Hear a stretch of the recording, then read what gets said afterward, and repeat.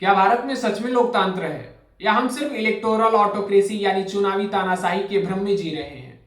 आज भावनाओं पर नहीं, हार्ड डेटा और खौफनाक फैक्ट्स पर बात करेंगे। जरा इन तस्वीरों को देखिए। अगर इस देश में वाकई फ्री स्पीच है तो सरकार से सवाल पूछने वाले मुकेश मोहन पर 50 करोड़ का मानहानि केस क्यों ठोक दिया जाता? पत्रकार श्याम मीरा सिंह पर एफआईआर दर्ज क्यों होती और विजय जैसे क्रिएटर्स के अकाउंट रातों रात सस्पेंड क्यों कर दिए जाते? लॉजिक लगाइए।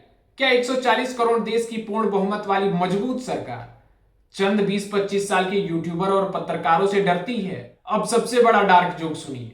हम यूरोपियन लेवल का 30% इनकम टैक्स और 18% जीएसटी इसलिए नहीं भर रहे हैं कि हमें वर्ल्ड क्लास अस्पताल या सड़कें मिले। हमारा टैक्स का पैसा उस सिस्टम और मशीनरी को पालने में जा रहा है जो आखिर में हमारी ही आवाज को चलने के काम आता है। दिन रात नैरेटिव सेट किया जाता है कि 70 साल में क्या हुआ। चलिए आज उस दौर का एक लॉजिकल ऑडिट करते हैं। कांग्रेस के दौर में सरकार ने देश के आम नागरिकों के हाथ में आरटीआई यानी राइट टू इंफॉर्मेशन जैसा ब्रह्मास्त्र दिया था। एक आम आदमी 10 रुपए का पोस्टल ऑर्डर लगाकर सरकार से पाई पाई का हिसाब मांग सकता था, मंत्रियों को जेल भेज सकता था। और आज के अमृतकाल में क्या होगा? आरटीआई एक्ट को अमेंडमेंट्स के जरिए पूरी तरह अपाहिज कर दिया गया है। पहले सवाल पूछने वाले पर आरटीआई लगती थी, आज सवाल पूछने वाले पर सीधा एफआईआर और यूएपीए लगता है। लॉजिक देखिए। मनमोहन सिंह के दौर में प्रधानमंत्री खुली प्रेस कॉन्फ्रेंस करते थे, तीखे सवालों का सामना करते थे। आज पिछले 10 सालों में एक भी अनस्क्रिप्टेड प्रेस कॉन्फ्रेंस नहीं हुई।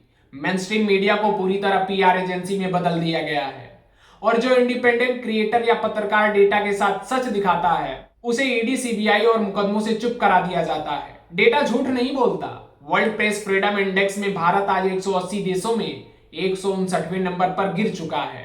हम पाकिस्तान और अफगानिस्तान जैसे देशों की लाइन में खड़े हैं। कांग्रेस के दौर में नीतियां नागरिकों को अधिकार देने के लिए बनती थी, शिक्षा का अधिकार, भोजन का अधिकार, रोजगार का अधिकार। और आज का इकोनॉमिक और पॉलिटिकल मॉडल क्या है?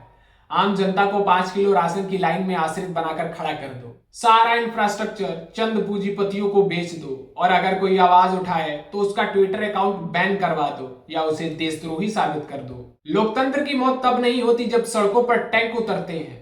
लोकतंत्र की मौत तब होती है जब देश का युवा कुछ भी पोस्ट करने या सवाल पूछने से पहले डरने लगे। क्या आप टैक्स सिर्फ इसलिए दे रहे हैं ताकि आपको चुप रहने की सजा मिल सके?